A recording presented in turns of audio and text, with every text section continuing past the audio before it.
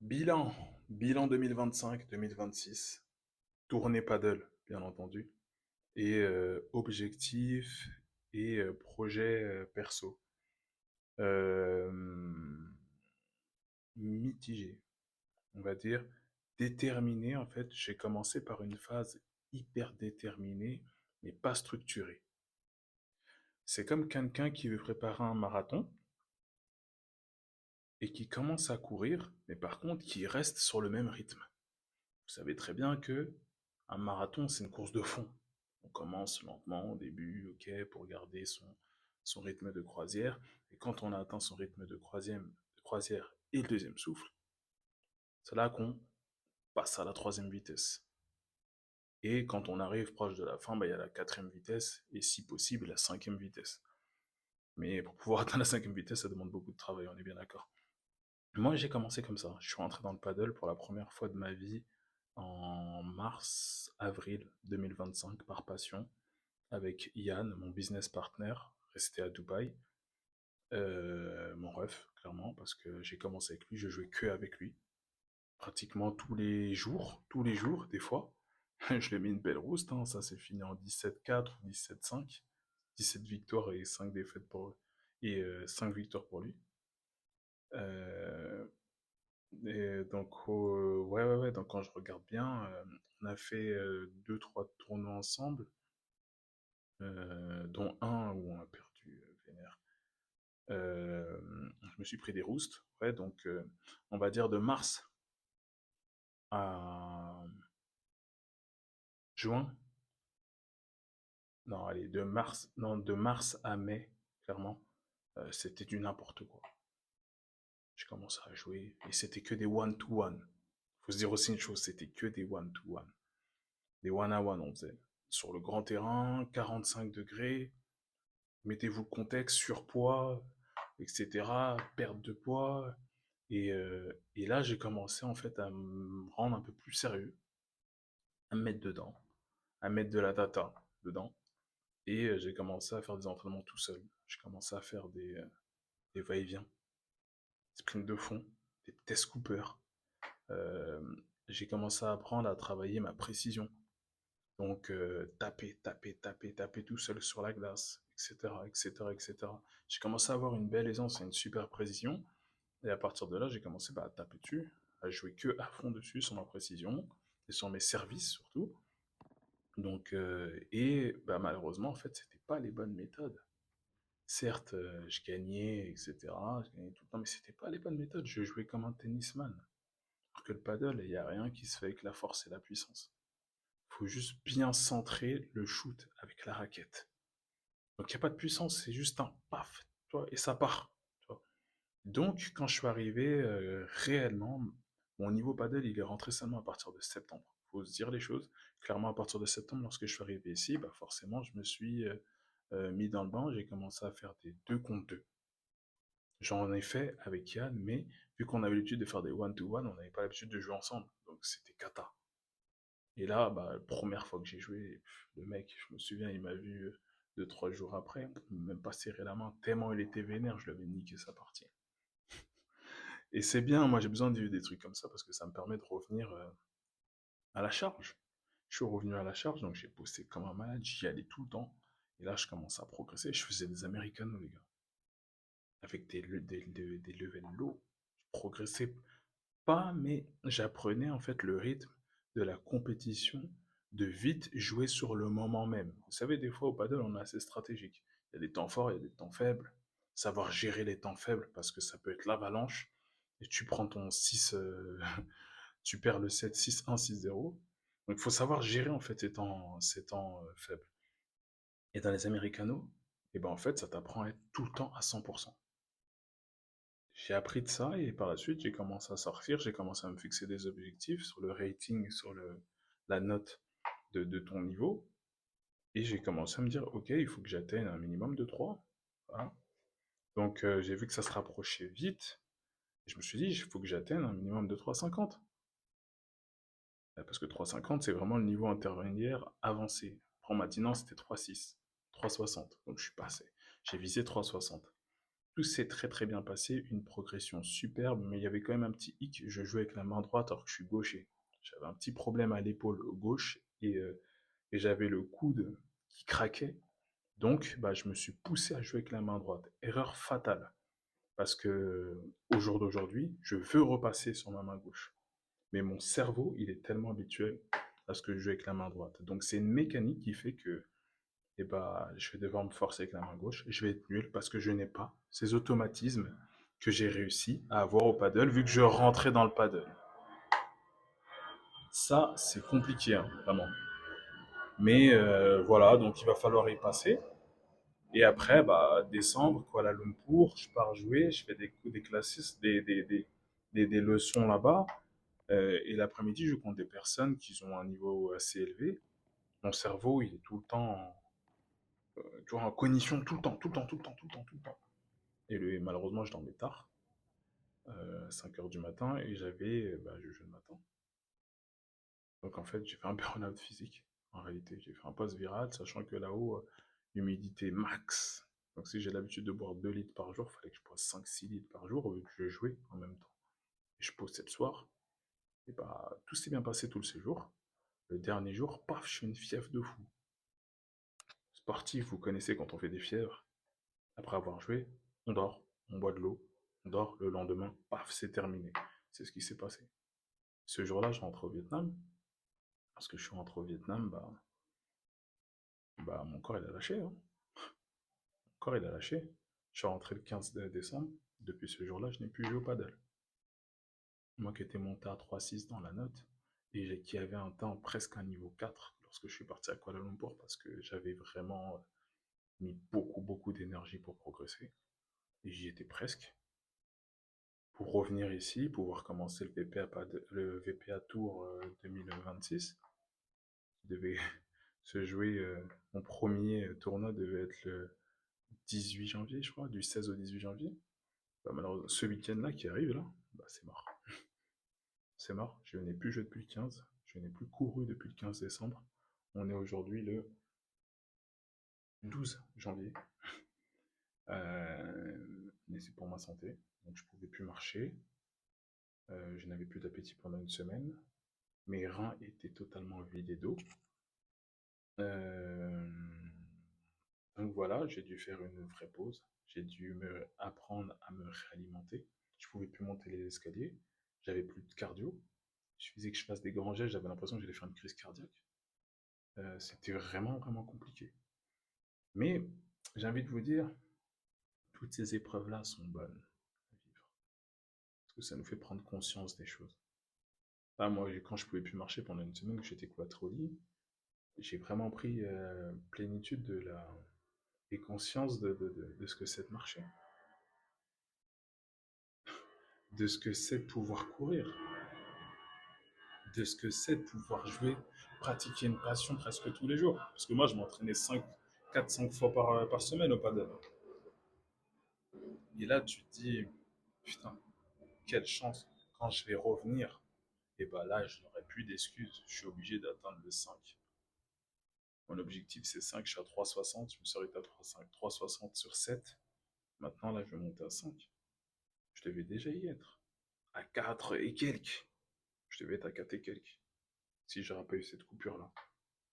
Mais malheureusement, comme on dit, toutes les épreuves sont bonnes à prendre. Moi, je l'accepte parce que c'est à travers une épreuve, quand on arrive à apprendre à se relever, pour moi, c'est jamais fait à moitié. Je pense que j'en ai encore pour 2 semaines, 3 semaines de convalescence. Maintenant, j'ai un programme que j'ai mis en place car je peux petit à petit reprendre un tout petit peu d'effort. Toujours pas courir, mais marcher tous les jours 20 minutes. Monter, vu qu'il y a 3 étages chez moi, monter 5 à 9 fois les étages. Tac, descendre tout en haut, tout en bas. Je travaille en fait mon cardio, mon cœur. Il reprend, je fais des exercices respiratoires. Je fais la chaise pour pouvoir remuscler mon corps. Parce que si vous voyez mes jambes, moi qui avais des jambes de bœuf, c'était mes cuisses, c'était des gros moteurs. J'ai tout perdu. Donc il faut tout remuscler, il faut réathlétiser et il faut réhabiliter. Donc, en fait, bah, je profite de ces 3 semaines pour pouvoir créer ces 3 phases de processus obligatoires pour pouvoir revenir au paddle. Et même si physiquement c'est revenu, on va pas se mentir, tant que je ne le sens pas en termes de cardio, je n'irai pas. J'ai besoin de sentir que mon cœur il va pas exploser. Actuellement, c'est le cas. Je sens que, tu vois, il y a une limite. Donc pour l'instant, comme j'ai dit, on prend, c'est bon à prendre parce que je suis en famille, parce que voilà, les enfants, femmes et compagnie étaient contents. Et tu te dis, ouh là, faut surtout pas partir, c'est trop tôt, parce que ce que tu laisses derrière, je crois que ça marque une life. Sachant qu'en plus, je suis expatrié, donc ça veut dire que ça leur nique leur life. Retour en France, on n'a pas prévu de rentrer en France. Retour en France, etc. C'est compliqué. Donc là, tu te dis, la santé avant tout. Bonne année, mais la santé avant tout. Et là, tu te rends compte de quand on dit bonne année, bonne santé, les gars. Là, tu captes. La santé, quand on te dit bonne santé, et surtout la santé, là, tu captes. Parce que moi, j'ai capté. Cette année, c'est surtout la santé, le plaisir. Et après, voilà, il y a les projets personnels qui vont venir. Il y a la chaîne YouTube qui est là. Là, l'objectif, c'est, je ne vais pas l'appeler épisode 5, parce qu'en fait, tous les 5 épisodes, c'est un insiding que je vais faire dans le monde professionnel. Donc l'épisode 5, il est consacré pour un insiding. L'épisode 10, ce sera pareil. Donc, la série, elle est telle quelle, hein, donc mon lifestyle, mon quotidien, mon évolution, ma progression, mes résultats, mes achèvements. Mais tous les 5 épisodes, c'est censé être un insiding. Ça va, j'espère que ça va être le cas. Je suis en train de m'accorder avec la personne, avec l'athlète professionnel, et ça va le faire. Voilà bah voilà mon bilan, hein. Si je devais faire une conclusion, DMC Realty, ma société à Dubaï, moi je voulais la fermer parce que je quittais Dubaï et je pensais que ce serait compliqué à distance pouvoir être dedans parce que j'ai envie de lancer mon projet solo et je l'ai créé. Donc consulting, développement, structuration des projets d'un club de football, d'une fédération ou d'un projet sportif suite au sport business management que j'ai acquis en 2025, en août. Donc l'idée, c'est de partir sur une continuité, sur un projet qui tourne autour de la passion. Donc travailler dans sa passion. Donc suite à ce diplôme que j'ai obtenu, eh ben, je crée en fait on va dire, un écosystème professionnel qui tourne autour du sport, qui me permet de le faire avec passion. Donc j'ai créé ma structure média à travers ma chaîne YouTube que vous visionnez. J'ai créé aussi mon système de insiding, de documentaire professionnel qui va être pédagogique, ludique, euh, préventif pour les futurs sportifs qui sont prêts à affronter le monde pour obtenir une chance.